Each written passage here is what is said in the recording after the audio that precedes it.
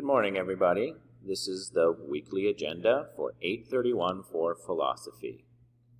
This week, last week we finished the introduction. We'll have our quiz today, 831, on the terms in the introduction.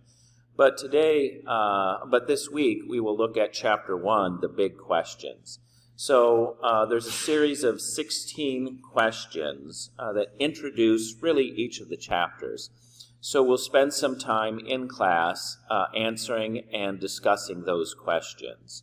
And we also will discuss the value of philosophy. So the article that I handed out last week, and there is a short part in chapter 1 that talks about the value of philosophy as well. So we have the quiz today. And then on-campus assignment, you'll have I will post the questions 2 through 16 from chapter 1, and those will be assigned and handed in this week. Thank you. Look forward to seeing you all in class.